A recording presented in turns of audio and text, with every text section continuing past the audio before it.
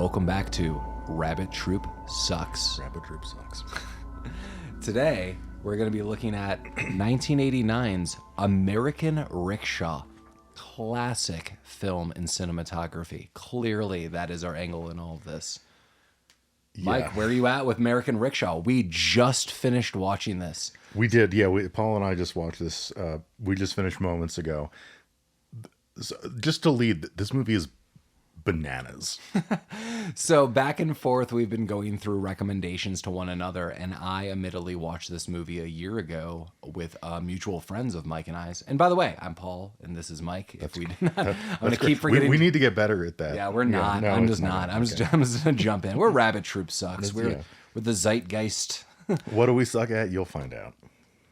But yeah, Mike, maybe you want to give us an overview overall. Why do you think this movie's bonkers? And I say this as I'll load up a quick summary of the film as well.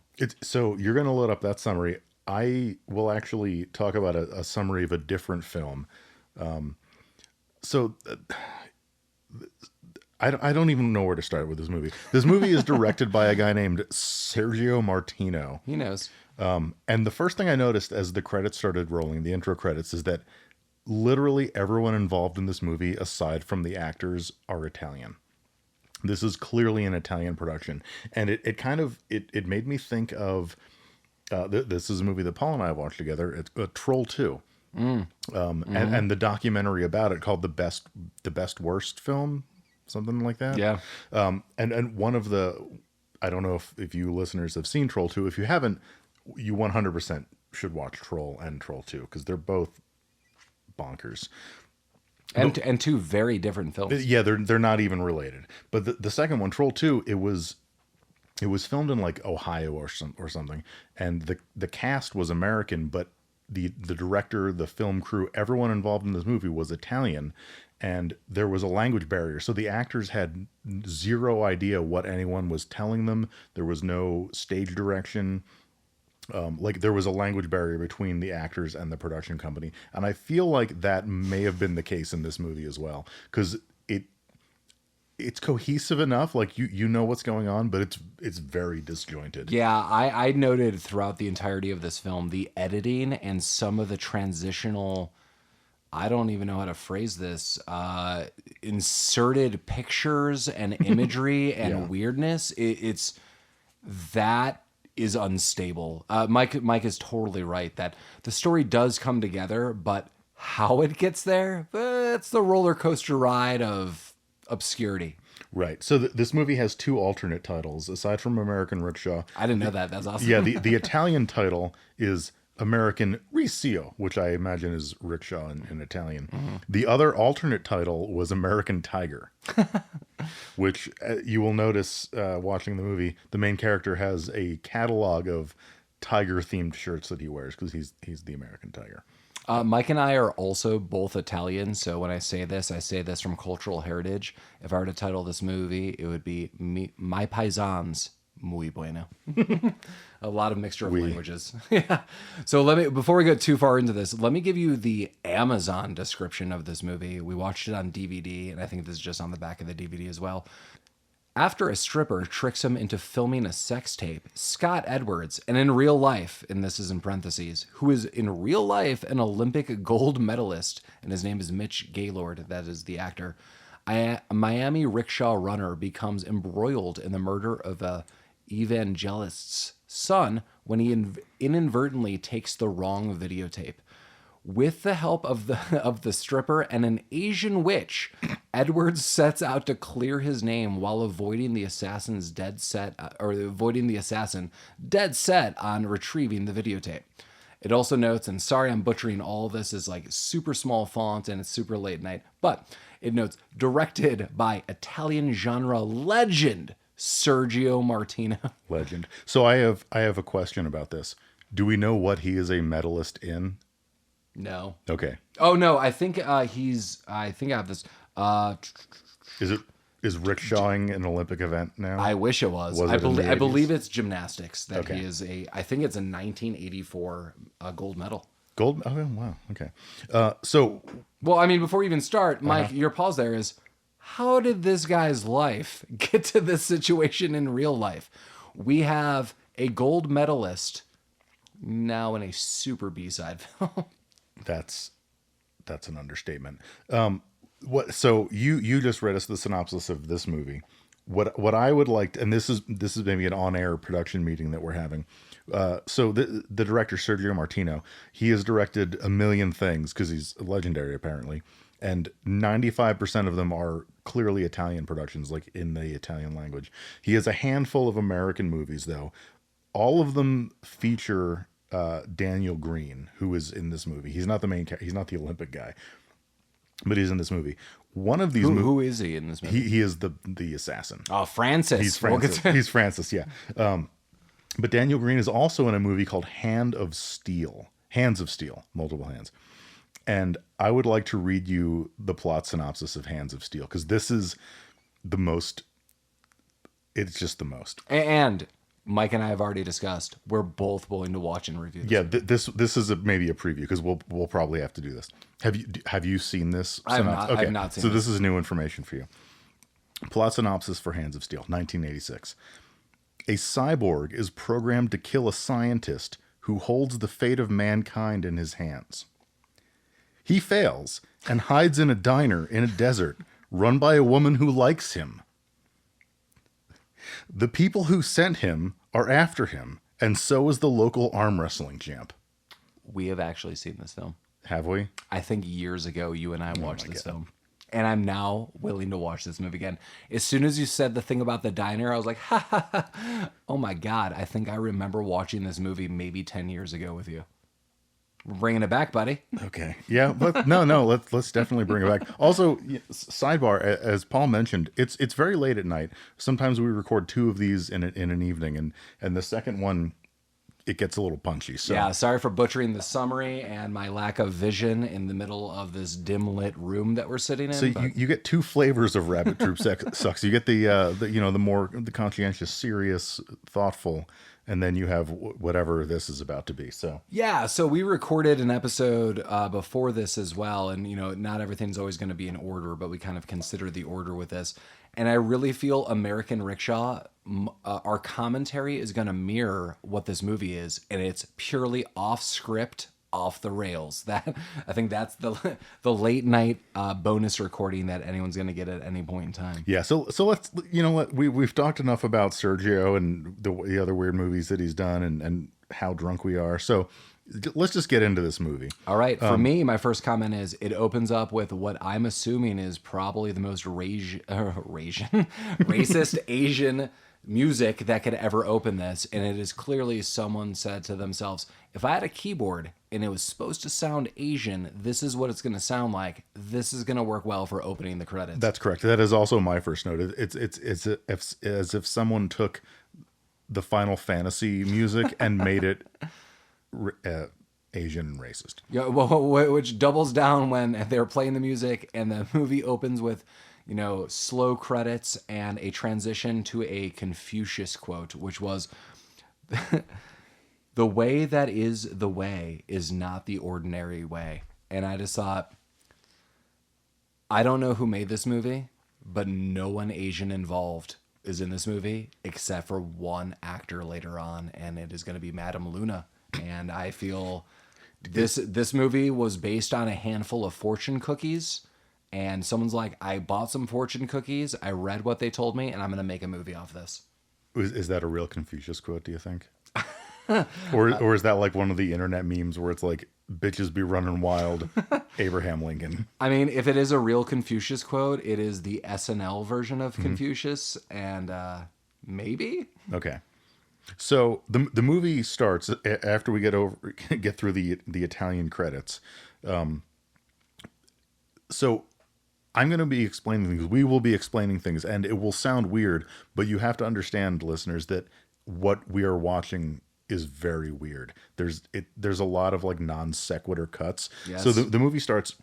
We have an unknown person, putting a statue of a jade monster into like a locker. It turns out to be a boar. It's a later. yeah, it's a boar. And we I'm find glad, out later. I'm glad Mike was also confused. Like, what the hell creature is this? Because I kept writing like, is this supposed to be a dragon? This is the ugliest dragon I've ever seen. Is this some weird 4-faced demon? I have no idea. No one knows. Later on in the movie, we are told directly it is a boar. And also throughout the movie, at random points in time, they will flash photos of this boar for no reason. And this older Asian actress, Madame Luna, and old Madame Luna. they will, I just put pictures of her or flash her face in the most random of moments throughout this film.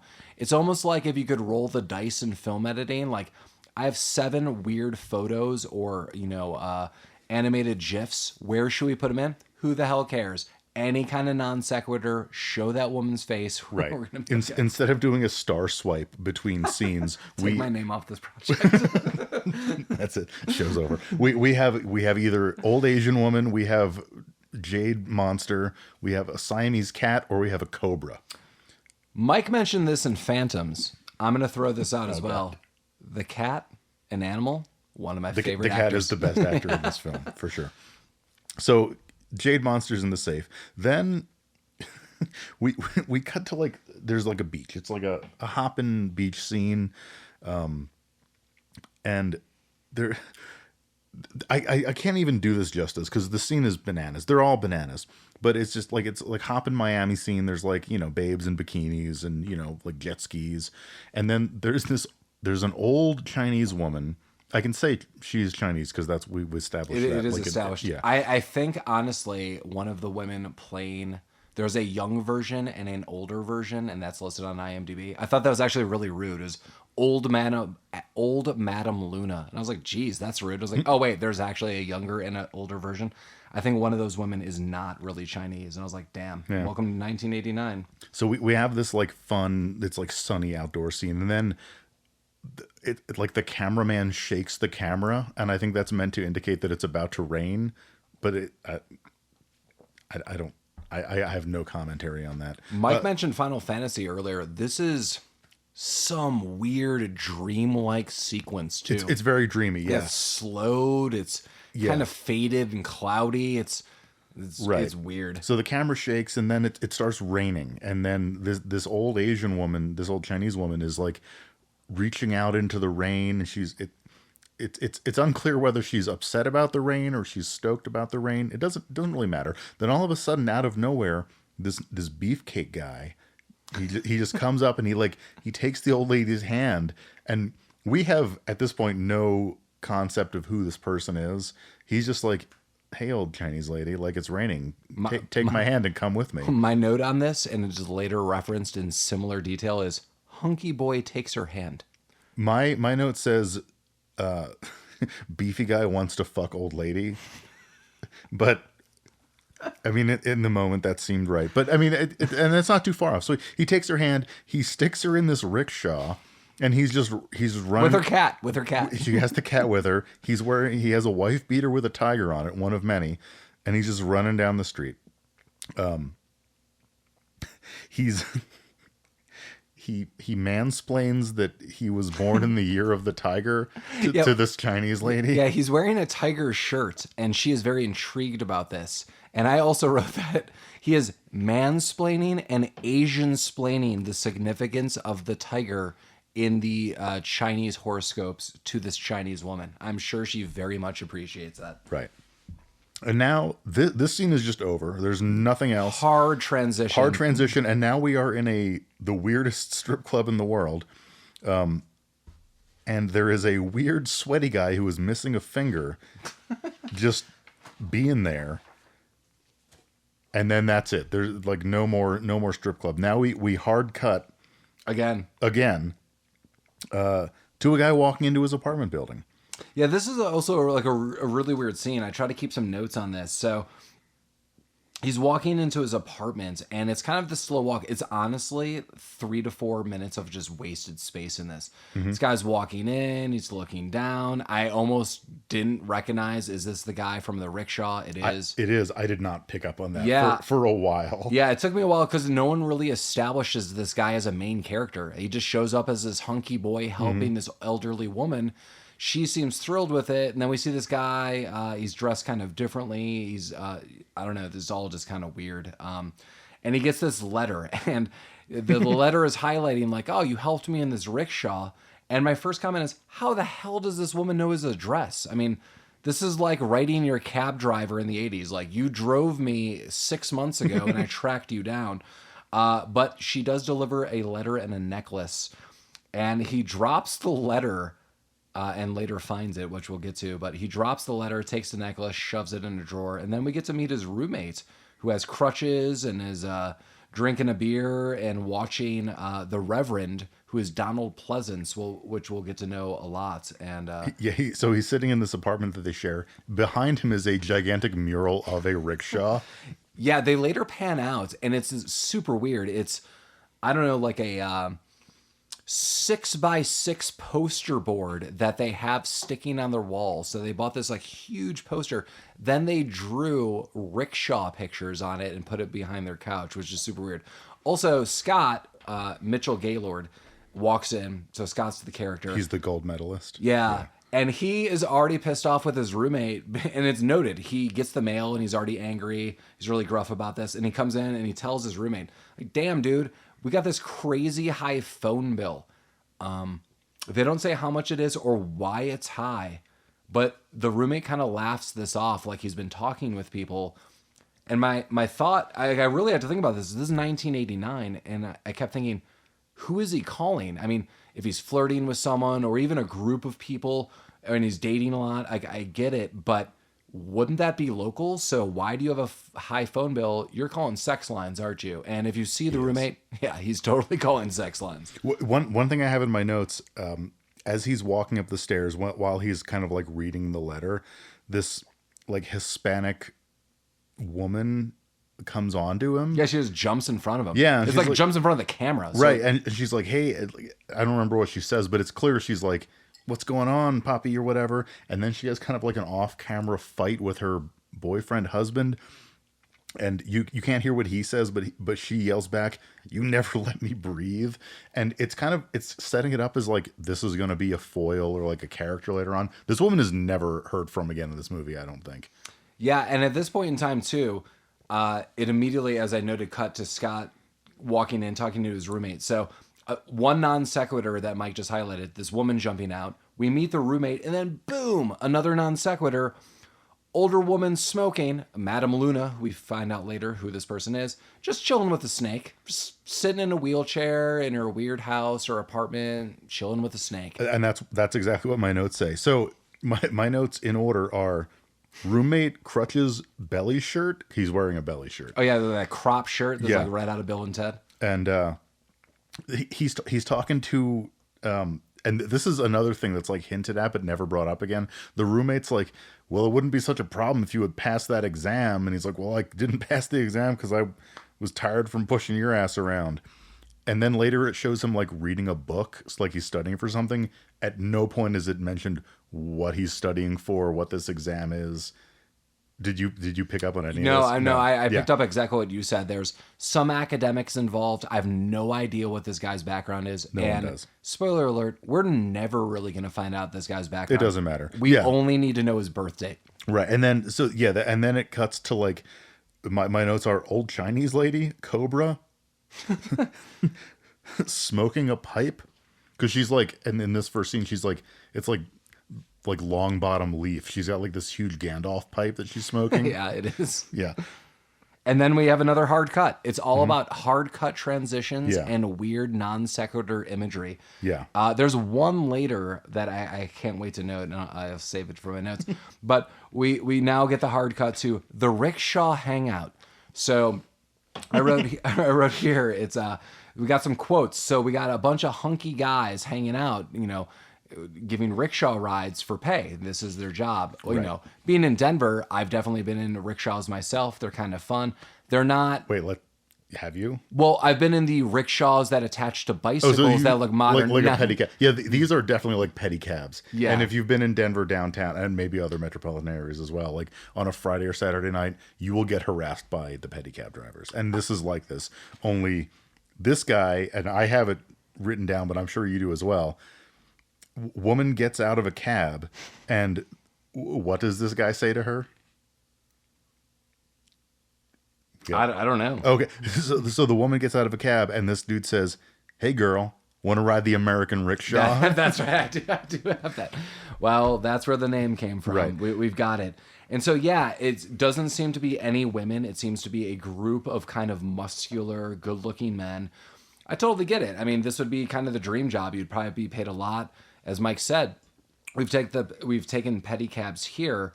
And, it's actually really nice. You just pay a handful of dollars. They get you zip zap right there. And then you tip some people. This seems to be more of kind of like a social scene. A bunch of dudes hanging out and, a lot of flirtation going on. And then, yeah, that guy says that tagline. And then this woman in a red dress who becomes one of the main characters quickly in this movie walks right up to Scott, our main character. Hey, Tiger. Wow. Super original because he's got the tiger on the Tiger shirt. t-shirt, yeah. Hey, Tiger, want to forget the book? So one point to note, she gets out of a cab and then immediately summons a rickshaw ride. Yes, that is not alarming to anyone. It is later divulged why that actually happens. No one questions this. But Mike is right. She gets out of a cab 4 feet away from the rickshaw, says, "Hey, Tiger," and then pays, in theory, promises to pay this person for a rickshaw ride right back to the marina. Right. And then we have another hard cut to a snake hissing, a cat, and the old lady. I wish I could have been on the set to film what is listed as Old Madame Luna, because a lot of it's probably just smile, look weird, pet a snake. Why am I doing this? We'll cut it in later. We'll fix this in post. That woman did not know why she was there. No. So Tiger brings Lady in the red dress to the marina. They pull up to a boat, and she goes to 10. She's like, "You want to come into the boat? This is too good of a chance to miss," is what she says. And he's like, "Yeah, I don't know." He ends up going in because he's the tiger. I actually wrote this because this is a fun little transaction. She immediately disrobes where Mike is at, and he just stares at her like some weirdo. Oh yeah. So go ahead. No. This is in the boat. Yeah. Yeah. So they walk into this boat, and it is a boat that is entirely a bedroom. Oh yeah. And there is a shelf on the wall, like a very small shelf with like 4 VHS tapes and a bed for fucking, and that is the entirety of the interior of this boat. This entire movie was sponsored by VHS tapes. It was. That's it will be correct. in style forever and always. VHS tapes. And there's some dialogue that sometimes I like to quote because I was like, oh my God. So yeah, she's disrobing. And Scott says, "This isn't the form of payment he was expecting." He says something along those lines. And she even follows up, "Well, I'll still pay you for the rickshaw ride." So now she's promising, "Hey, for a tip, I'm going to give you sex. But hey, dude, I get it. You're making a living. I'm still going to pay you for the ride." Scott's like, all right. Well, Scott actually seems very more apt to this once he finds out, like, I'm getting paid for Right, this. yeah, once the money's established. It's like, "Oh, well, I'm here. We'll just bang this out." Yeah, Scott becomes instantly a gigolo.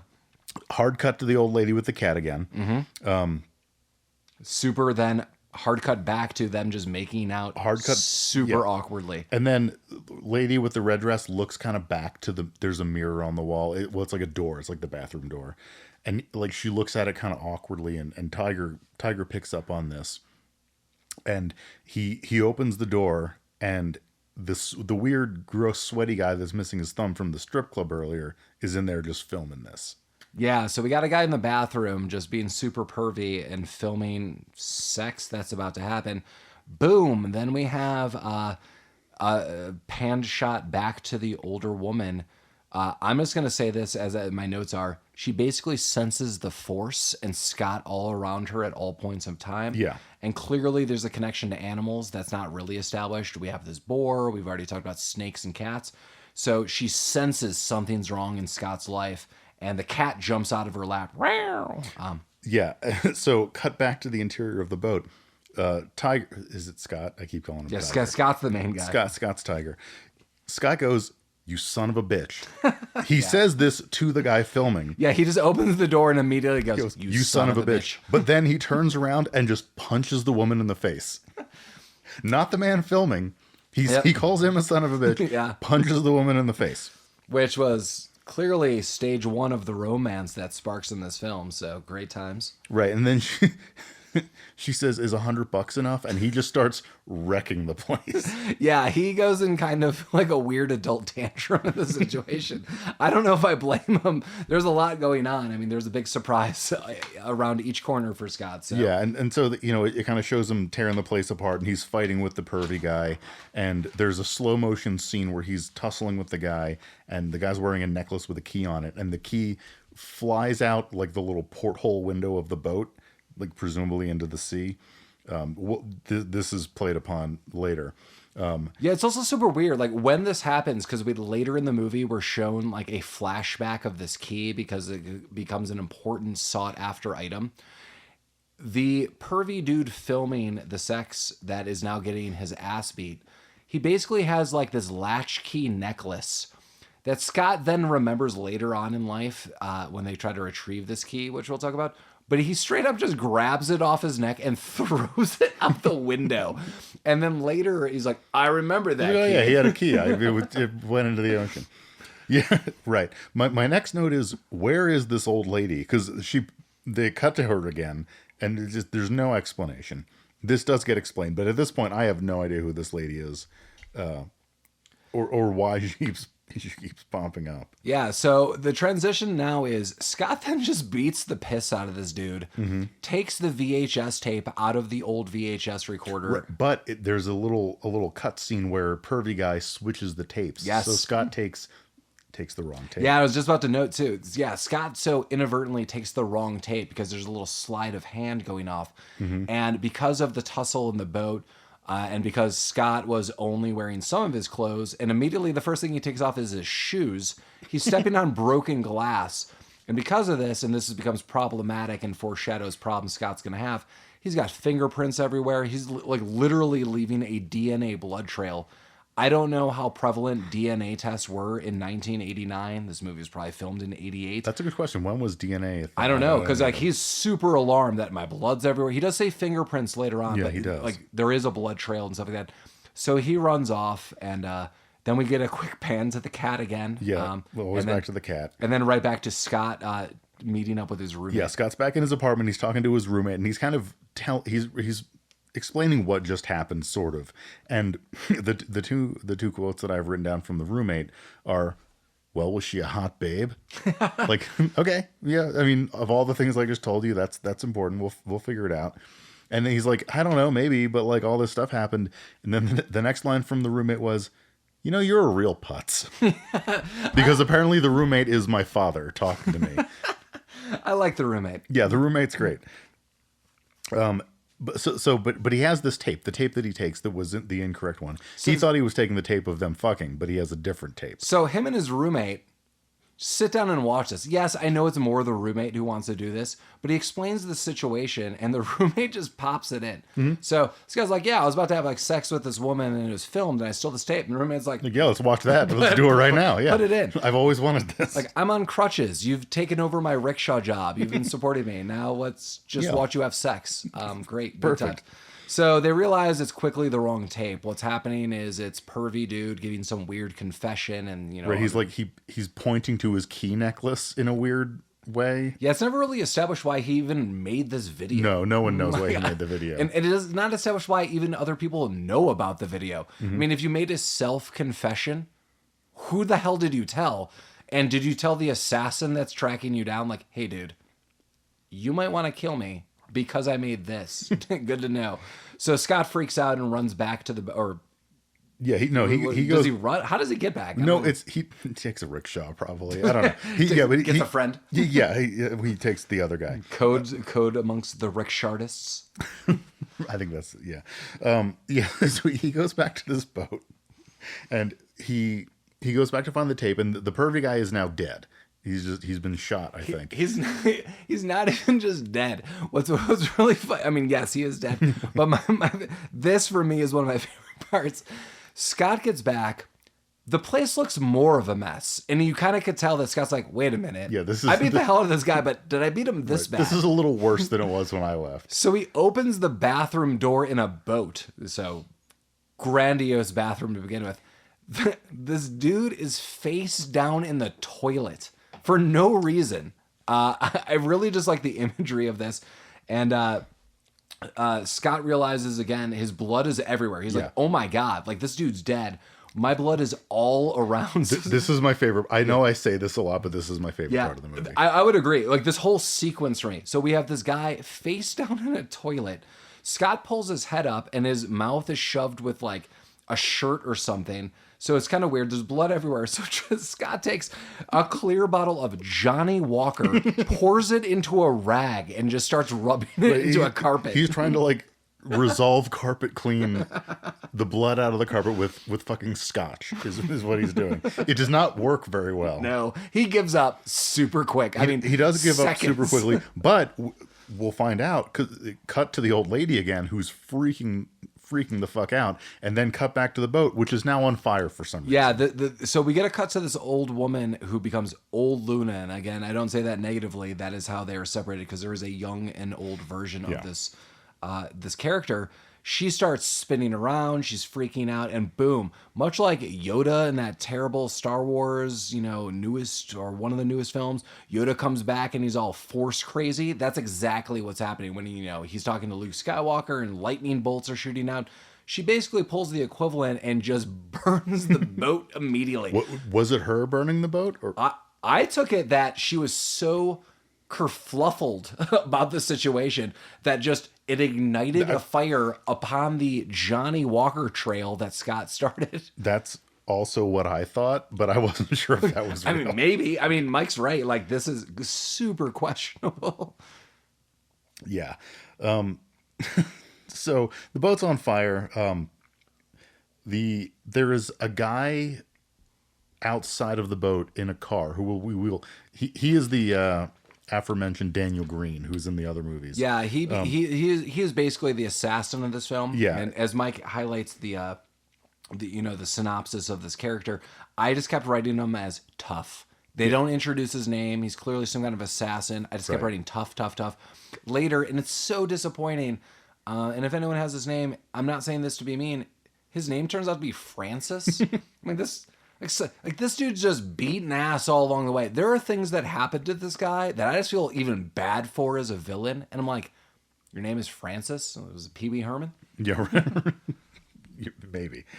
Yeah, so we cut to him outside. He's sitting in a car with a pile of tapes, presumably that he took from the boat. All the VHS tapes. And he just drives off.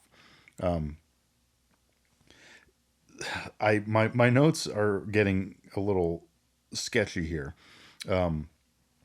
So we cut back to we're back in the apartment now, I think. And Tiger is having a weird... Oh, no, I'm sorry. I've skipped over a whole scene. Now the police come into play.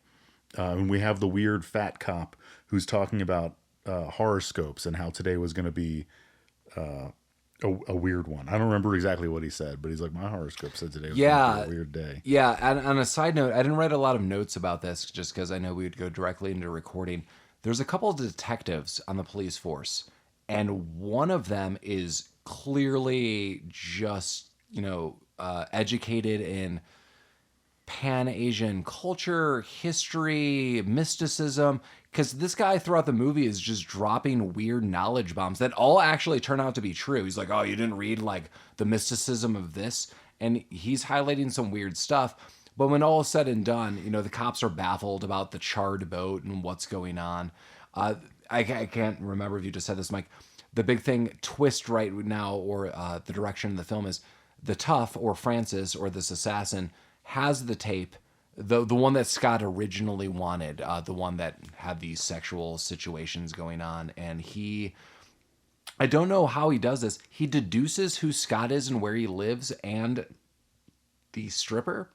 Yeah, she's aware of a lot of things that I don't fully understand. Yeah, I mean, he just starts easily tracking them down. I don't know It's how the that's cat. The cat's doing it, I think. Why is it happening? Yeah. What, with the stripper? The stripper is directing the cats. No, I think the cat goes to the strip club. That cat likes to Oh party. yeah. I genuinely have no idea. This movie makes no sense. Yeah. So, oh my God. So we, oh my God. Yeah, we're jumping to Yeah. So basically this boat is burned down. Now this person, that pervy dude who was in the bathroom, who was filming these sexual situations, it turns out to be the Reverend Morton, who is played by Donald Pleasance's son. And so we saw a little bit of this Reverend early on. Yeah, the first time we saw him, he was on TV. And the roommate was watching. The roommate was watching. And so it's all kind of coming together like, whoa, like this guy is actually really famous. And that was his son who died on this boat. And the roommate I actually like the roommate all throughout this, because he's like, oh man, like I want to help Scott. This is crazy. You don't want to get involved with this. Like this is like religion and the media, and you just do not want to be involved. And Right. this dude's son is dead. So Yeah. dude, get out. And the roommate's about to have a pretty bad time. Yeah. When in the brief interaction with the cops that we have, when we cut to the police station, and they're kind of piecing this together with the burnt boat, and they recognize that the dead guy on the boat is the preacher's son, and somehow at this point they know who Tiger is. That's what I was saying before, that I don't know how they're able to track everyone down. I mean, this Right. is pre-internet. This is no cell phones. This assassin, on his end, he just watches the tape and tracks everyone down. I mean, this is like me showing Mike a picture of someone and be like, find this person. You can't use technology. Just find them. And immediately this guy does it. Then I show up at their boat. Right. But It's always at the boat. The cop that like knows everything about Chinese everything recognizes that both the dead son of the preacher and Tiger have the same birthday. Yeah, was it June? So June 6th, 1966? Yeah, so four sixes. 4 6s, yeah. So now we're back at the apartment with roommate, he's putting the tape in the oven, because he's like, you don't want this tape. No one's gonna believe you. The only way to destroy a VHS tape is to put it in an oven and then never take it out again. We burn part of it and then we leave it there. And then the assassin shows up. Yeah, the assassin, again, just tracks them down. Like, I know where you live. I'm going to go through your stuff. This is a huge shout out to my family, because he's going through all their stuff and like throwing it to the floor. He's not really being casual about this. One thing that I noticed is he pulls out a Champs bag, and Champs was a sporting goods store that my brother worked at when we were younger. And I was like, wow, I wrote, we had or still have one of these bags in our house. It's probably like wrapped on Christmas ornaments. But I was like, wow, okay. That really grabbed my attention out of this more than some of this movie did. Yeah, so the assassin's in there. He's trying to get information from the roommate. The roommate's like, I burned the tape. We figured out what was going on. And the assassin's like, no, it's the wrong tape. Like, you got to tell me what was on the tape, because I need to know what's on the tape. The roommate's like, I don't know, some guy with a key. Yeah, he's like, are you a cop? Yeah. Like, Yeah. This guy's like tossing him around. Normal cop brandishing a gun with a silencer. Are you a cop? And he said, not quite. Not quite. Yeah, so he ends up, he shoots the roommate. Roommate's dead. He shoots him in the neck, which seems... Yeah, I also wrote that like a too. huge He shoots bummer. him like in the weird side of a neck. I don't know if that was, some kind of like a special effects, like we don't have the budget to do this, but it is seriously in the side of his neck. And I'm like, he still could, be alive. This just sucks. That is the worst place you want to hit. I do want to highlight too, I really do like the roommate. Up until the end, he's like, I don't know anything. He doesn't sell Scott out. He actually says the truth. Like, he went to get this tape. He doesn't want to be involved with this. He's a good guy. He really, until the very end, holds his, sticks to his guns. He's got some morals there. He's doing all right. But yeah, then he's shot in the neck. I was like, damn. And that dude is done. He's not coming back. The end, roommate. Yeah. So that's it for him. And then the Asian woman feels the disturbance in the Yeah, force. cut and to the falls Asian over. woman who seems unhappy. Then we have the cops in the apartment. Oh, the assassin sets the apartment on fire. Oh, well, no, I thought it was the woman again. Well, the apartment catches on fire, maybe because of the Chinese woman, maybe because of something else. No one knows. So what you're telling me is this woman might be the fire starter. She might be the fire starter. They're remaking or have remade that. Twisted fire starter. Let's never watch that movie. Oh, you're referring to the song, and I was referring to the Drew Barrymore movie. On a side note, I'm totally going to watch this reboot of the fire starter. We're all going to watch that, but we're never going to podcast about it because I'm going to tell you it's probably terrible. So the apartment's on fire. Cops show up, find the dead guy. Ancient Chinese wisdom cop recognizes that for some reason the dresser in Tiger's room has not burnt. It is fine. The rest of the apartment's burnt. Dresser untouched. It has a nutcracker on top of it, like a Christmas nutcracker. And he looks in the drawer, the top drawer, which is open, and he sees this ancient Chinese like medallion. And he recognizes it. He's like, yeah, there's like a fucking ancient Chinese medallion in there. And the rest of the cops are like, oh, okay. Also, this movie is like a moral story of you should probably clean your house sometimes. You don't need to be a perfectionist. But as the cops are going through, there are probably throughout the apartment several hundred empty beer cans, trash everywhere. I kept noticing this. I'm like, geez, can you not take out recycle? Oh, I don't know if that exists at this point in time, but recycling anything. I mean, this is the most bro-y situation you can imagine. And seeing just 45 beer cans on top of your dresser, my thought is Scott's rickshaw-ing, comes home, just gets wicked drunk and goes right to bed. Yeah, every table, every surface in this movie is covered in bottles. There was also a pizza box. I don't know if you noticed. I wrote down the name of the pizza restaurant. It was called Sir Pizza. I don't know why that's funny to me, but it is. Probably because it's the worst pizza. It's got to be terrible pizza. Yeah. Florida pizza, I imagine, is not good. Also noting, the cops consider that there might be a fire connection. Hey, we found this fire here. There's also a fire on the boat. There's lots of weird clues that overlap. I don't know, but maybe there's a fire connection. And the cops weirdly just pick out a VHS tape pretty quickly from the viewer's perspective right out of the oven. Like they were looking at things like, open the oven. Oh, there's a weird VHS tape. Well, okay, so let's deconstruct that. So they open the oven and there's a small piece of melted plastic. It is like 2 inches at most. And he's like, this is clearly a melted VHS tape. Right. So obviously this is related to the boat that caught on fire yesterday. Oh yeah, that's right. Because I think the cop said something like, "Oh yeah, didn't that guy like to film sex?" I think that's like the actual quote. Yeah, they're Reverend Son films sex. That's what the cop says. They're jumping to a lot of conclusions here. You know, just someone was filming sex. Yeah, that's a thing. Now we have another hard cut, and I don't believe there was an old lady in this one, but we cut to what we find out is the exterior of the hooker's apartment.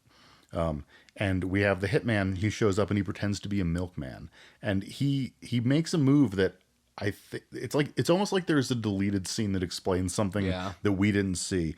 So he holds up, and this is like a definitely like 80s or 90s thing. He knocks on the door and he holds up the milk carton, and he's trying to get into this woman's apartment. I have the actual dialogue for this, and so he knocks at the door. So we see like a milkman actually like the milkman puts the carton down, but then he comes up and gets it. Yeah, so he picks it up and he knocks or rings the doorbell. And she answers it, and he says, or she's like, "Who are you?" And he's holding the milk. And this is a baller move because, as Mike was saying, this is super weird, but he kind of admits that it's all a farce. He says, "Let's just say I'm the milkman." Not like there's no pretense. Like then my first thought is, why did you even pick up the milk? What is this prop for? And she says, "Take a walk," which I really like. She says, "Take a walk," and then he turns the milk carton to highlight the missing children on the milk carton, which is the 80s and 90s thing I was referencing. And he says, "Shame about all those missing kids." Yeah, and this highlights like we find out like another 45 minutes into this movie, she has a son who may or may not be missing, who she reconnects with, and I feel like they just glossed over the fact that she is trying to reclaim her son. Also, he says this thing, and I also have this noted, that he starts discussing missing kids. And all of a sudden, she kind of cocks her head, looks at him, and then we get this transition that she almost goes into her mind, and all it shows us is, I wrote dowels and clown dowels. That she just starts thinking, and it's very zoomed in, clown doll faces. This is never brought back up. No. This is never answered. This is never discovered. That right there for me was the creepiest scene of this film, because again, big tough assassin, knock knock, I'm the milkman, there's some missing kids, and her first thought is doll faces. Mm-hmm. You've got a series of problems that this movie never explains, and I don't know what that is. No.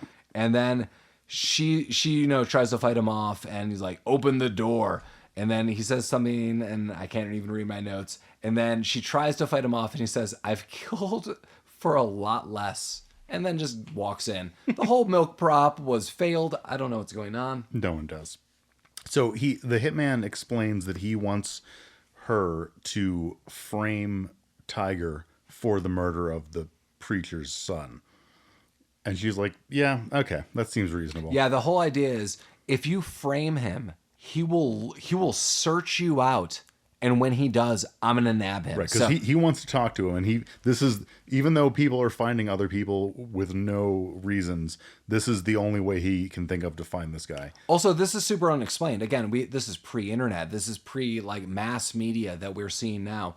So his plan again is, you're gonna go to the cops and be like, he did it, and somehow he's gonna find this information out, and he does, which we'll explain in a minute, which is bonks. Mm-hmm. But she just buys into it. Just tell the cops he did it, and somehow he's going to search you out. So I don't know what kind of movies everyone is watching that listens to this, but if you're going to blame someone for something, are you going to go actively go public and search that person out? This is the weirdest plan I've ever heard. It's a very weird plan. And we don't really get any closure on that because, again, we have a hard cut. I believe now we're at the strip club. Or did I skip a scene? My notes are disjointed. I have that now we're at the top. We're with the cops, and they're talking to the press, and it's almost like a disregarded moment. Oh, that's right. And then we're instantaneously another hard cut. We're at the Florida Crusade, which is the Reverend's church. My only note in between these two is that a cop blows a whistle, Yeah, I remember Mike and I were watching this together, so I was writing notes, and Mike said, "The cop just blow a whistle at people?" He did. The weapon of ages. I don't remember what happened there. I think just people were crowding around him, and the cop just started blowing whistles. Perfect. Okay. So, but my next note does jump to the strip club that the hooker works at.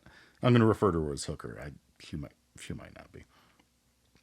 The club is called the Club Pink Pussycat. Mm-hmm. I wrote that down. And the weird assassin is there, and he's just watching this girl strip, but he doesn't really do anything.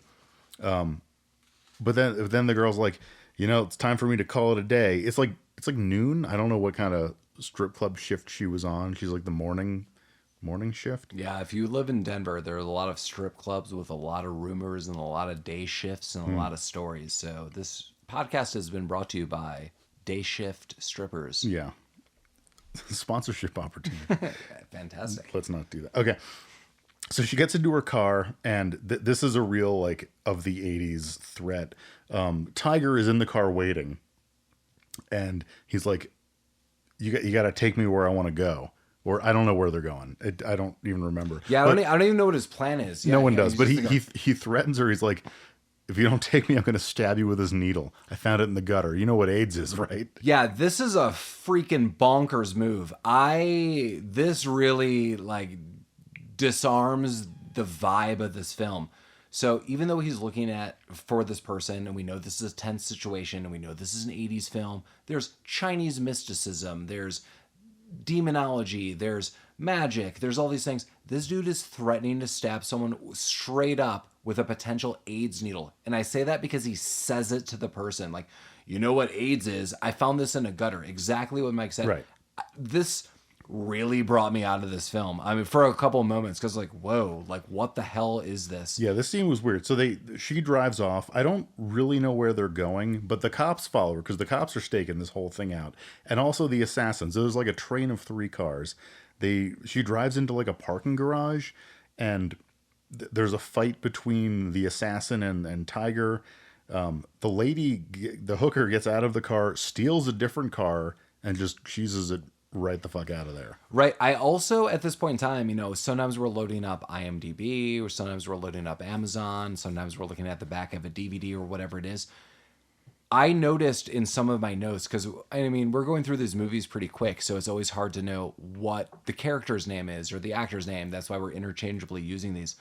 I did note I didn't know the stripper's name, and at this point in time, Scott refers to her as Joanne, but her name is Joanna. It's noted on every platform I saw, and every character, including himself, refers to her as Joanna going forward.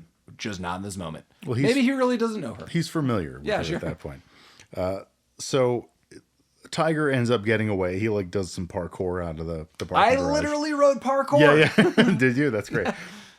Yeah. So they get away in this car, and then they cut to like they're on a bus. I don't know where this bus is going. They go to a hotel, and in the hotel, the hooker kind of comes clean. She's like, look, this assassin was threatening me. Like, I did what he told me to do because he wanted to find you. And now she is super hot for Tiger all of a sudden. Yeah, that was a weird transition because you could tell that this person is like, listen, I'm really sad. We later find out and quickly find out that she has a kid. There's a lot of things going on.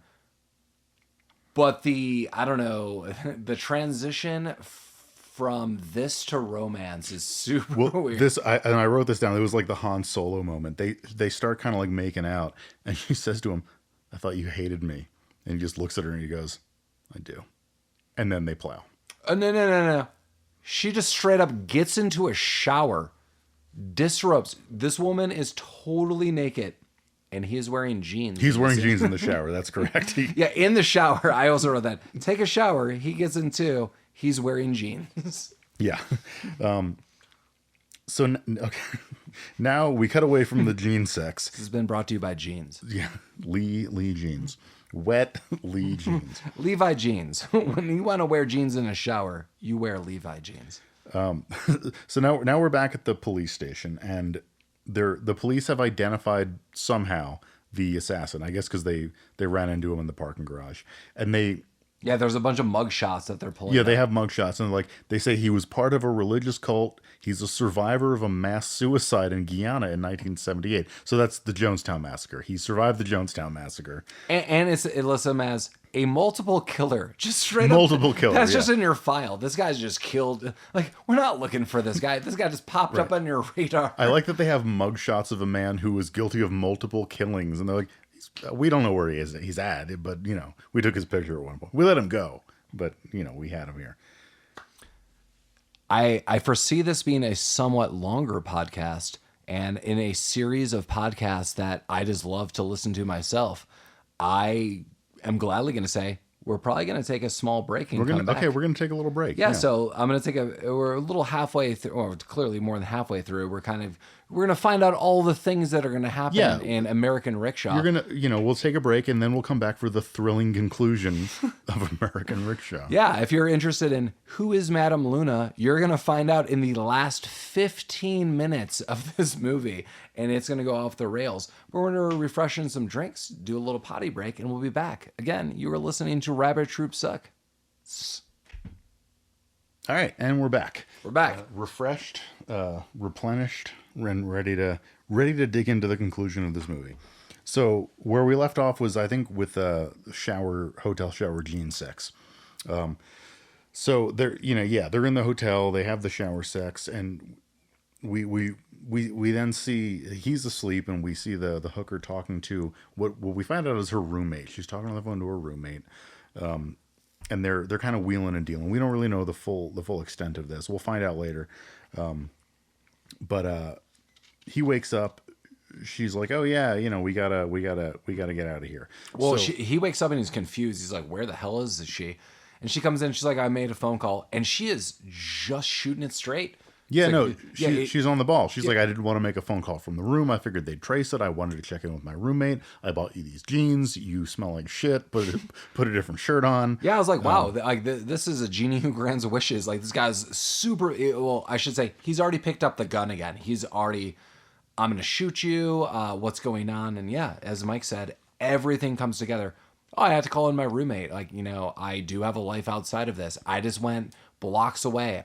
Her saying, I don't want them to trace the calls, like, genius. And I brought you new clothes. It was great. I mean, procedurally, I think if she made a call from a payphone, which was near a hotel, and the cops, Sure. the cops would be like, they're probably in that hotel. The problem is the cops wouldn't solve it in this movie because that directly does not relate to Chinese mysticism. Correct, yeah. Apparently, these two cops, that's all they're good at. Well, really one of them, and one's along for the ride. Right. So the tiger and the hooker go back to the boat mooring because he recognizes that he needs to find this key that he tore off this dude's neck earlier in the movie, and it was in the sea somewhere. So they go back to the mooring. There's no boat there, obviously, because it caught on fire. But what is there is the cat that has been showing up in this movie randomly, and the cat is like kind of it's basically pointing into the water like, this is where the key is. And even he says, he's like, the cat's telling me where the key is. Yeah, there's a couple things I noted here. I wrote, he quotes some old Chinese lady. That's how he references her because the woman says, there's a cat here. Joanna says, there's a cat here. Some old Chinese lady's cat. This guy's having like weird connections. Also, and I wrote, super nerding out, this is a super Legend of Zelda moment for me. Just in the franchise itself, that you had to unlock a cat to beam its way into the ocean to find a key. Are you kidding me? Like, this is video game 101. So this moment, I'm super in. And he just takes off all his clothes. He somehow has weird, like, Speedo diving underwear. He's like, that cat just showed me where to go, and just jumps right in. That's what he wears for underwear. It's Sure. just the Speedos. Sure. Yeah, so he jumps in. He searches around for it. He comes back up. He's like, I can't find it. I'm going to look again. He goes back down, and he does find the key. And when he resurfaces, the hooker is just booking. She's fucking out of here. Yeah, this has got to be the worst moment. So this guy finds the freaking key. Like, the Force guided him to this key. A cat showed you where to find a key. This has got to be like winning the lottery. He resurfaces, holding his arms up like some kind of champion. And he looks at Joanna. Joanna looks again. Mike's not even joking. She is probably, I don't know, like 50 yards away. Yeah, she's like in the middle of a parking lot. She's gone. And she runs into like a boat garage. Yeah. And he follows after her. And we find out that the assassin is there. He follows him as well. In the garage, somehow this woman, Joanna's roommate and now son, who we have seen for the first time, pull into the garage. Yeah, Mike's saying boat garage. I wrote boat harbor ? I don't know what the terminology of this would be, because it's almost like if I owned Hot Wheels and you bought a case that would stack your cars, boats, whatever. Right. You basically walk into this, and Mike's correct, garage, and it's stacked, I don't know, in tier levels of 7 boats a piece. Is it really a boat garage? There's got to be a name. No, I think like probably a dry dock would be the real thing. So like this is a thing in places with water. Like if you store your boat in the off season and they just like stack it in these things. It looks like where you would dock your plane. Like honestly, it looks like it's like a big hangar. Yeah, it is. It looks like a huge with hangar. Like boats stacked in little drawers. So roommate who we've never met before, and the Joanna's short-lived. Yeah. Not saying that she's gonna die. Just short-lived. We never roommate. see her again. Yeah, She answered a phone. She drove a car. A kid pops out. We never see that. Right, and again. her and the son pop up, like the son who we've not seen referenced at all in this movie. And she hugs them, and she's like, "Oh, thank God!" And it has become clear he's piecing together that now, like, she cut a deal with the assassin to like save her son. Yeah. Like, again, none of this was foreshadowed at all. But so her roommate... Not even through Chinese mysticism. Not even through Chinese mysticism. So they drive off. The tiger and the assassin have a little tussle, and the assassin gets the upper hand, and he's going to shoot him, but he gets confused by a snake. Like the snake who has been kind of popping in and out of this movie starts hissing, and I don't think the snake was there. I was just about to say, I don't think the snake was actually there, and it was super confusing in the edit of this. Right, but was it in his head? Was he seeing visions? At first, I did think it was. So basically, they're in this concrete dry dock, right, and then they pan to a concrete snake hissing. And you're like, where the hell is this? These are all in my notes. I'm like, no one knows where the snake is, but the assassin is very confused by it, and Tiger uses this opportunity to just get the fuck out of there. Yeah, he runs off. Weird situation. Now the transition is we go back to the cops, and they're back at Scott's apartment. And the one guy who knows everything about Chinese culture, Chinese mysticism, Chinese history, everything, is like, hey, let me look at this drawer. You know what? There's a Chinese talisman there, and now it's gone. The drawer's open. And then they're like, we have pictures of this. What the hell? Do you guys have pictures of everything? Also, super weird move. There's a million things in this apartment, and you just straight up are like, well, there's a Chinese talisman there. Right. Also, the guy who knows everything about Chinese everything, he doesn't piece together immediately, like, two white dudes are living together. There's a weird Chinese necklace. As a white dude who studies everything Chinese, I would figure Chinese talisman being gone or there is probably of significance. But right. Well, so the Chinese talisman has 4 6s on it, and he's piecing this together, and I was like, that's the birthday. Oh yeah. And this is what he says. He says, yeah, 6666. That's the day of maximum power. I have that written down. Yeah. So. He's now recognizing that Tiger is some kind of like Chinese superhero because he was born on the day of maximum power. Maximum power should be someone's pornography name. Also, it's probably taken. Day of maximum power, band name, album title, something. Or a religious holiday. Religious holiday. Yeah, sorry, but I need Monday off. It's the day of maximum power for me. It's like George Costanza. Yes. The Human Fund. It is the Human Fund. So now again with the cuts in this movie. So we cut from the cops in the apartment to Tiger following the cat to like a skyscraper building.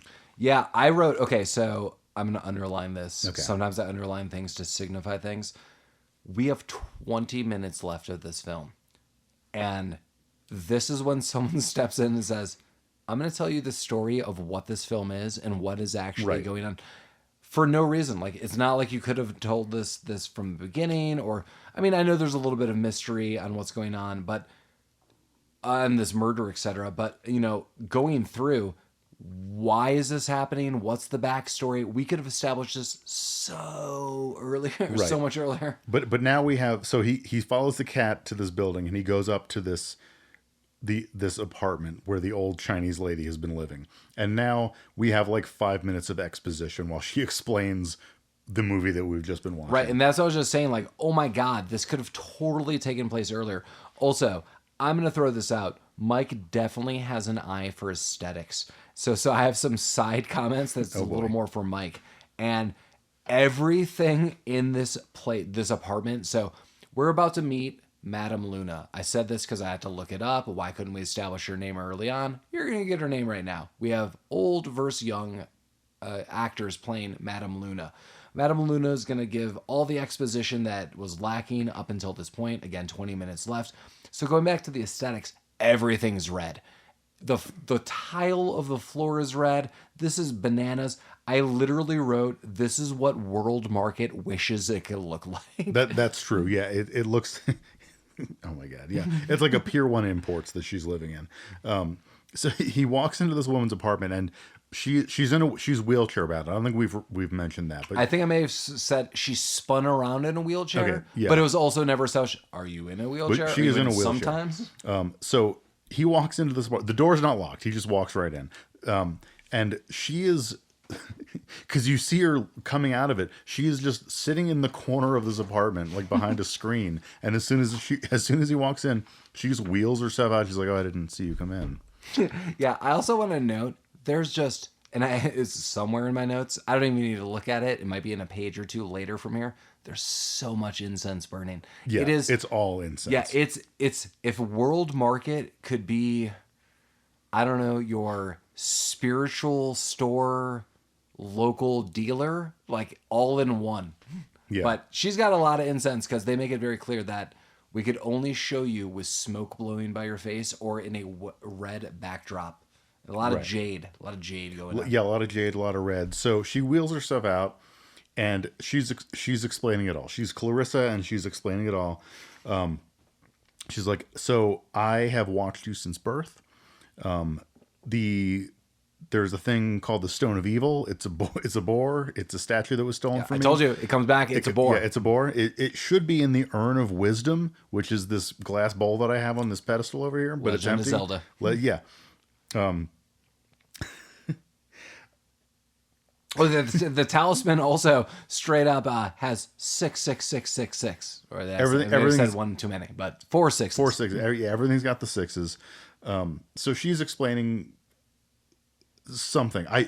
To be honest, I don't fully understand what She says it's the story of your life. Yeah. And to Mike's credit, I don't know what that story is because it's never told to us. It's just you were born on this day that gives you maximum power. Right, he has maximum power. So So Chinese astrological science. so now we cut from the old Chinese lady explaining everything to the police talking to some up until now unknown college professor I have that. who again That's who discovers it's 666 on the talisman. It is Yeah. effing written across the talisman. It is etched in stone, literally. Right. And I could use that word because it is literally etched in stone. That's correct. This is not a figurative thing. So the professor is explaining to the police basically what the old Chinese lady was explaining to Tiger. So now police and Tiger are on the same page, even though they're not in the same room.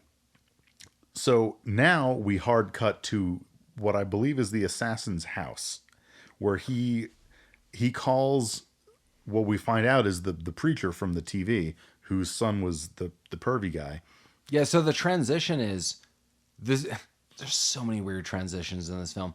This assassin rolls up, and I understand why Mike's like, I assume it's his house because he parks his car. We're now privy to this information. He just walks inside. He puts his keys on the counter. Yeah, it's like he's opening the door. We're watching him come home for the first time for the day. It's like this guy's going to make a microwave dinner. Maybe he's like a professional chef. I have no idea. Mm-hmm. I did note he's got a really nice TV for the time, a really nice couch.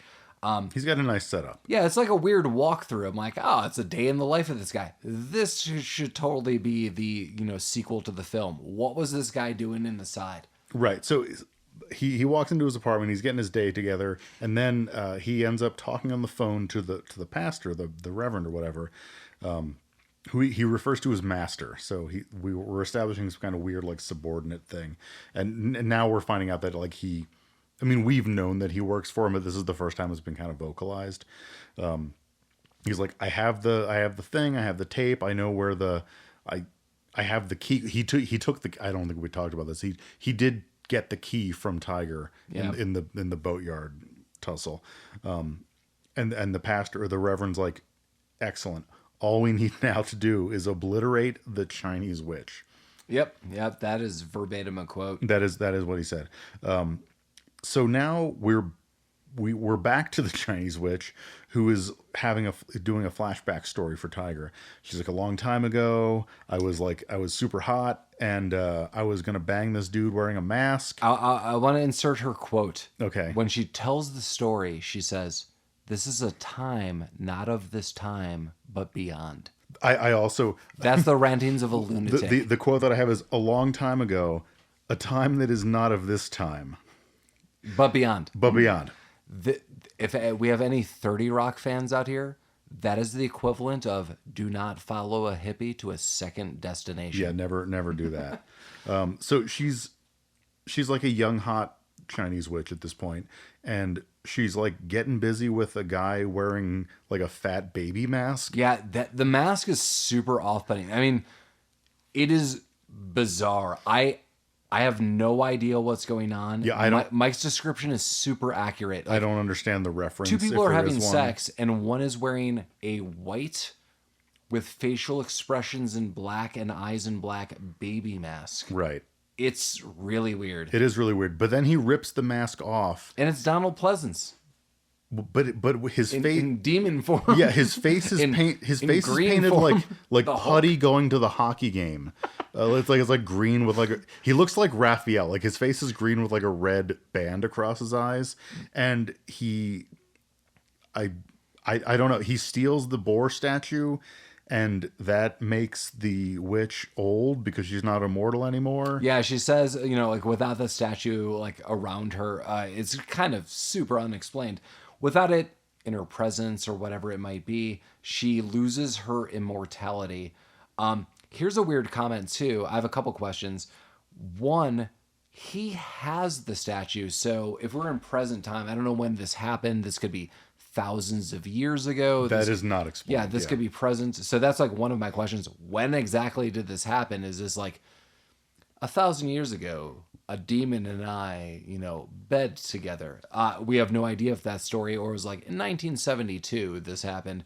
Right, this could have been like 5 days ago. Like Yeah. there's no context for the time frame. But at some point between weird babyface demon mask guy hooking up with the witch and taking the statue, at some point between then and now, the Reverend's son got a hold of the statue and locked it in a locker in a train station. Well, that's another one of my questions. So when did this happen? So she has been aging. So it's very clear that she's weakened. She's lost her power because the statue is like out of her hands. She's got a dope ass apartment though. She does, and it's super World Market. This episode has been brought to you by World Market. Yeah. Don't buy their furniture.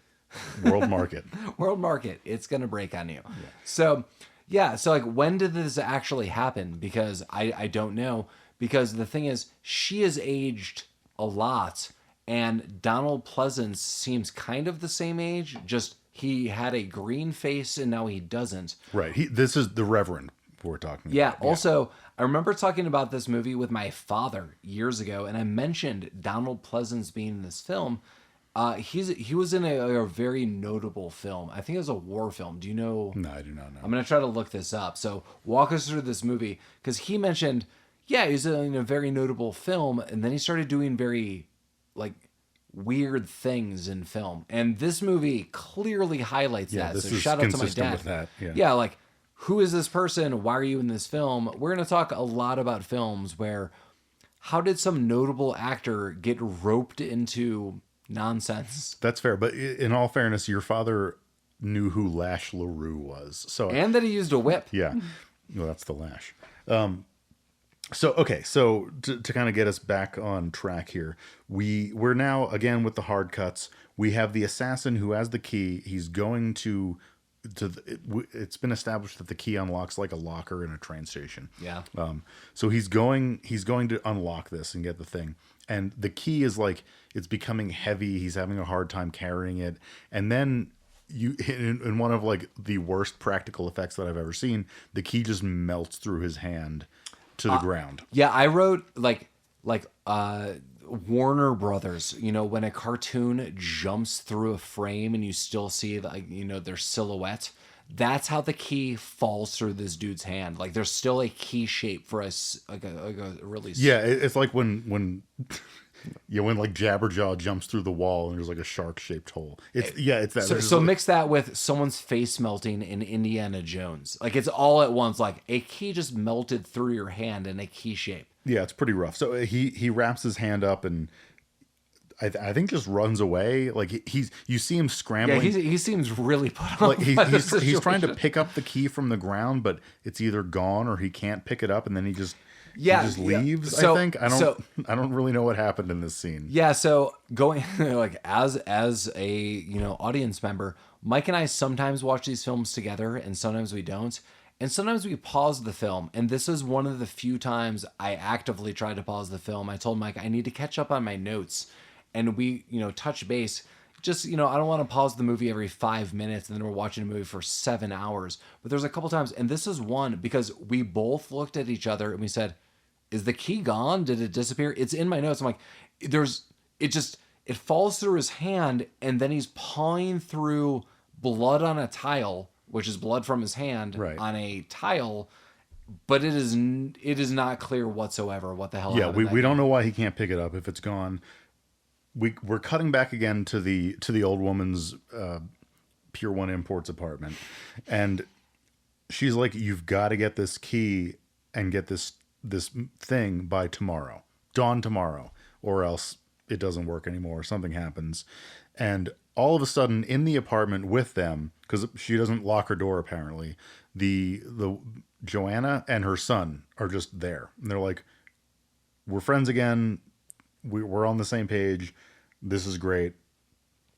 Let's do this." Yeah, I wrote a quote. I think it comes from Luna, the older version of Luna, and it's that kid and her mom pop up, and Scott says, "Oh," or does nothing because he has very little dialogue, and she says, "In ancient wisdom," which really means nothing in this situation, "truth is full of surprises." All right, like this woman has a kid. You've known this woman for 2 days. You've Right. had sex with her repeatedly, but she also bought you some jeans. Yeah, You well, also that was had nice. jean shower sex, but also the truth is full of surprises. Right. The next surprise is that the Reverend shows up. He pops into the apartment again. No one's locking this door, and him and the the witch kind of have a little exchange, which culminates in him saying, "I shall kill you." And she's like, "Nah, bro, I have a way to defend myself." And the way to defend herself is the cat And snakes. and snakes flying across. It looks like someone took a stuffed animal cat and just threw it at this guy's face. Yeah, again, if any of you are versed in any years or decades of SNL, if you just took a stuffed animal cat and threw it across the room, you just watched Right. what happened. in this film. Basically, this is Toonces the driving cat flying across the room and sticking to this guy's face. Yeah, also Mike noted, like, Donald Pleasance's character just straight up not just walks into the apartment complex, takes an elevator up, and it is very clear that this is, I don't know, like the 15th floor. Oh, like plus- more. It's like the 50th floor. It's like way, way up. Yeah, and all of a sudden he just straight up opens the door. He's like, "Listen, I'm gonna kill you." And she's just sitting there. It's super bizarre. Right. So they have a little tussle. Eventually, Tiger and the hooker leave, and they go to find the locker, the key, because they're trying to find the statue. Yeah, I wrote that. I tried to underline the destinations that they're going to. I wrote this. Shout out to Beck. I think they're at the bus depot. They're at the bus depot, I mean, yeah. later there's like a train and stuff, but it's really nice. I also note that also when the Tough or Francis is there, because he's there, that's where he also tries to get and loses the key. Mm-hmm. And then they go back. Is Florida abandoned? They're in Miami, Florida. There is no one ever at these situations. I mean, later when Scott is there during the day, they try to show like 15 to 25 people. But when Francis is there's literally no one in this area. It seems super nice. Yeah. Is It's this not- like an advertisement for Florida? It's not like Will Smith told me Miami was like it all. No. No. The water is not so clear you can see to the bottom. Not everyone has $100,000 cars. So they go to this bus depot because the boar statue is in, it's like one of those lockers that you can like rent out. I mean, you've seen this in many movies, like it's in Men in Black. I was just going to say Men in Black. So they're trying to find it, and they don't know where the key is because they don't have the key. But the cat shows up again. The cat's just sitting there. Best actor of the film. Best actor of the film. The cat's like, "Yeah, bro, the key's right here." So he grabs the key, he unlocks the locker, takes the boar. All of a sudden, the assassin shows up, and there's like a little chase. And there's nothing really happens. They run out of the bus depot, like they run across some train tracks. They kind of fight. Eventually, a snake hisses, and then the assassin gets hit by a truck. Yeah, I wrote a Mack truck just plows over this dude. It tosses him like a rag doll. So that's the end of him. We don't talk about him anymore. I literally also wrote that the end. This guy's not coming back, and there is no surprise. Like he is super dead. No, he's not only super dead. Then they pan to him. I'm sorry, I do have one other comment. And then a snake just comes out of his eye. Yeah, a snake does come out of his eye. That's the worst. And the hooker sees this and recoils in horror. Yeah, the stripper Joanna runs up with the police. So they've been like just running like aimlessly. She told the police earlier, this guy's tracking my boyfriend. This guy, the security of the bus depot run after, and they all get there together. And Joanna is aghast with a snake coming out of this guy's eye, that there's blood, that there's all these things. It's super weird. Yeah. And then the transition is Scott goes yet again back to the apartment complex to meet Madame Luna. Is this where she's not there?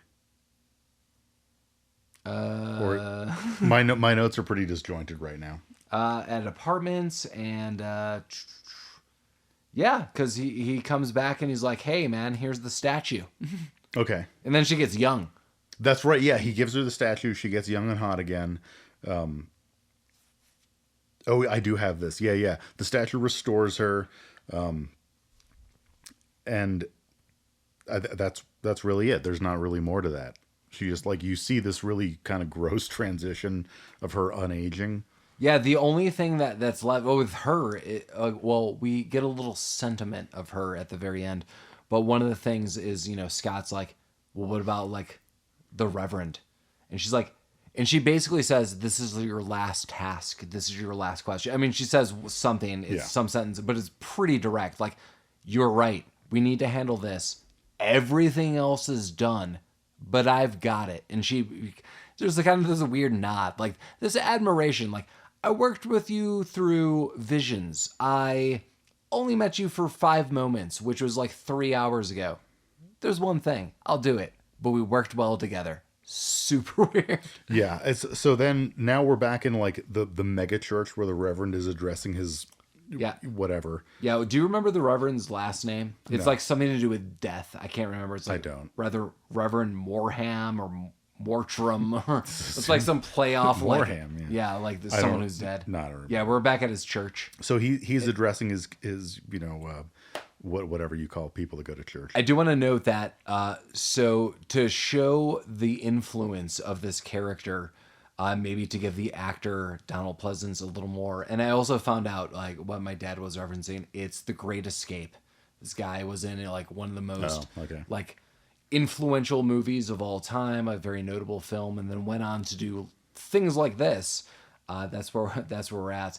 But yeah, we have the Reverend here. My notes were, they try to show that it's such a huge arena that they are clearly using stock footage. So it's very clearly stock footage. They show Donald Pleasance, then they show like a cameraman, then they pan out into super grainy, weird stock footage of people in arenas or stadiums. It looks like there's right. It was like people at a Rolling Stones concert. Yeah, like 10 to 20,000 people. And then they cut back to him, and he's talking about whatever, and it turns into like Anchorman. So he basically just like starts oinking in between saying things, and Luna keeps popping. Yeah, and Luna keeps popping young up. Luna. Young Luna keeps popping restored, up on the screen. She has her energy, and she's just basically narrating what a piece of shit this guy is, what he's done, and like how he's like maybe an eternal evil presence. Yeah, so here's a small twist that I actually appreciated this film. Just I never saw this coming. Every now and then they show the Reverend's wife, and she looks somewhat agitated in the film. Like she's just not happy to be here. Our son's dead, his religion seems questionable, various other things. This is her weird shining moments.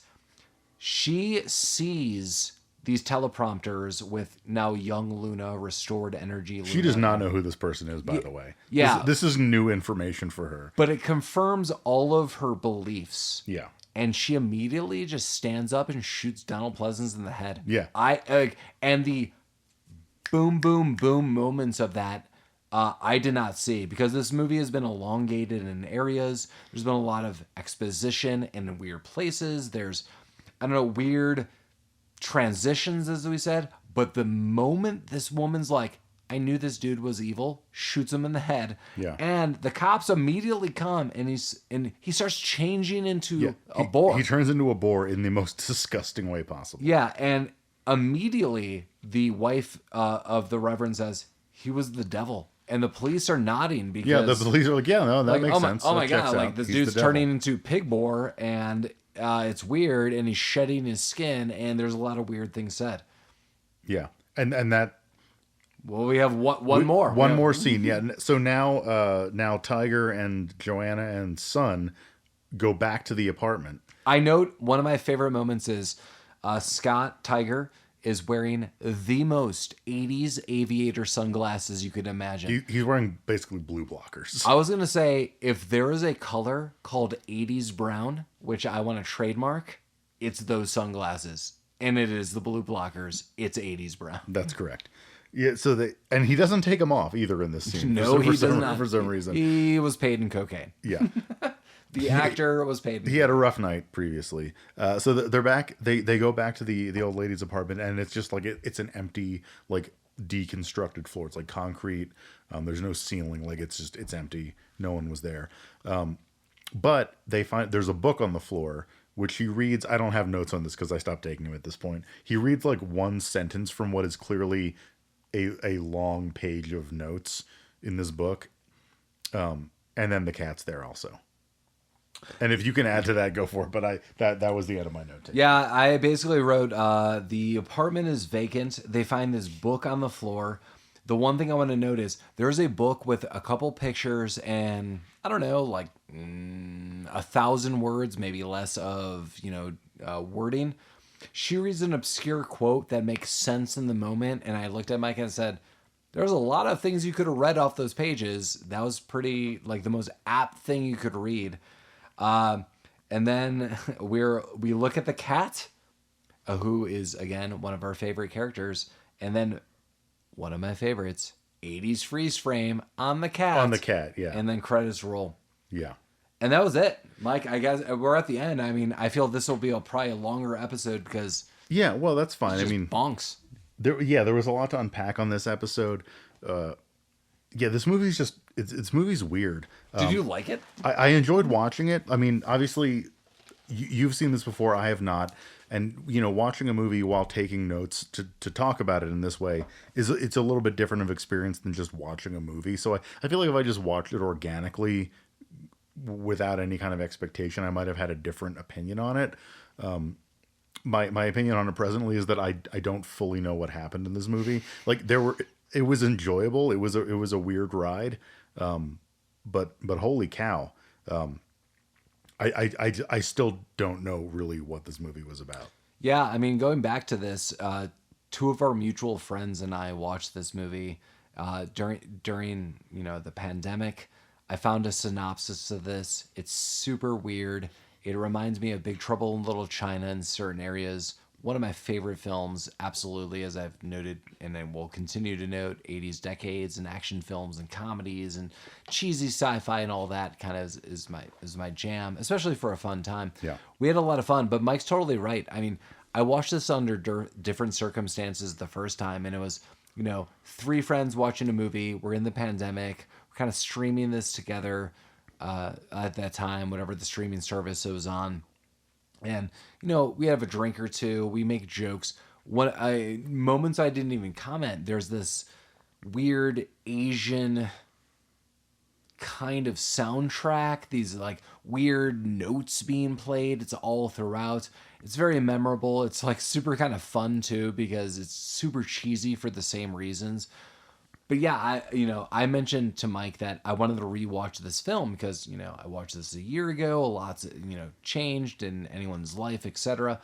But I really remember just having fun with this film and watching it for a second time. For me personally, I still like it. Maybe not as much as the first time.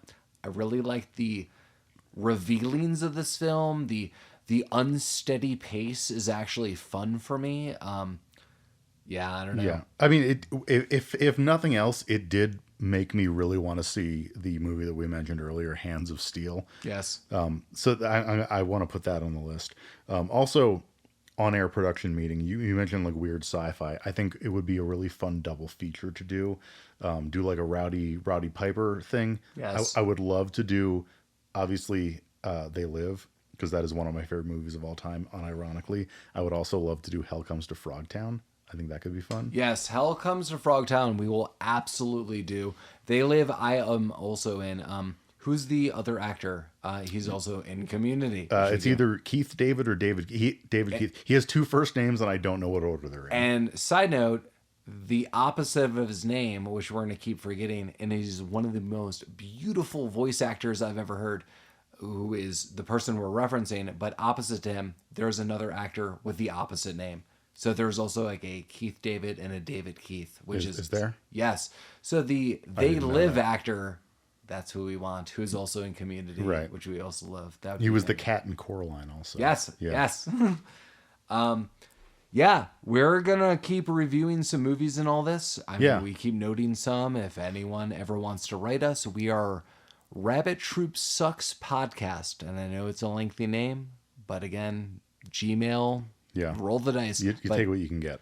Rabbit Troop Sucks at Gmail. Rabbit Troop Sucks podcast at gmail.com. Yeah, write us with recommendations. If you recommend something, we do it. Obviously we'll give you a shout out. But yeah, so I think next week we're going to be talking about the Bananas late 80s film starring Tony Danza. She's Out of Control. She's Out of Control. She's Out of Control is going to be next. And boy, oh boy, as we'll find out, it might not be she who's out of control. It might be Tony Danza. She's also out of control. Believe me. So that's what you have to look forward to. But yeah, like to close this one up, this movie is weird. I think you all should watch it. I think everyone would enjoy it. I don't know what this movie's about. Yeah, that's totally fair. Also, previous to this, and as we're about to wrap up, we definitely are looking to have some guests on the show. We have some, really close friends who have always watched these kind of movies with us. Some of my favorite movies that have ever been made are about people who watched movies like this and then made their own movies, which we'll definitely get to with certain groups and people and various other things. Shout out to our friend on this episode, Chris Brewer, who was texting Mike earlier today. Earlier in the pod we had Chris Brewer text, and Chris Brewer is one of the founding members of I'm gonna say it, this is unofficial, but our sister podcast, because obviously we took a lot of influence from them. Less Than or Sequel To, they haven't recorded anything in a while, but maybe if you start listening they'll come back. It's a podcast about sequels. But Chris Brewer might make an appearance. I'm saying this fully committing you, Chris. You're going to do this now. I mean, I say this with even specifically one movie that Mike and I have talked about. Chris Brewer has to be on this podcast. Oh, I know what you're talking about. Let's not blow that one yet. We're not going to blow that wad quite yet. I'll just say, if he's not involved, we cannot have that episode. He'll be involved. It'll be fine. When we tell him, it'll happen. So yeah, I mean, and our commitment to each other here was that we would try to not have a podcast longer than the movie we're talking about, and we're running up against that time frame right now. So I think we're going to sign off. But again, Rabbit Troop Sucks podcast at gmail.com. We'll leave a review, leave a rating. The rating should be good. The review doesn't matter. Next week we will be doing She's Out of Control, and we'll be doing this once a week for the next few weeks, at least kind of leading into summer. Probably after that, every other week, twice a month. Unless you can give us a compelling reason to do otherwise, or if you want to throw money at us, if you want to sponsor us with some kind of fun Colorado alcohol, which is something we both enjoy. You make bathroom alcohol like in a prison? Yeah, any kind of bathtub gin or whatever. Yeah. So, but with that, Rabbit Troop Sucks. Rabbit Troop Sucks. Rabbit Troop Sucks.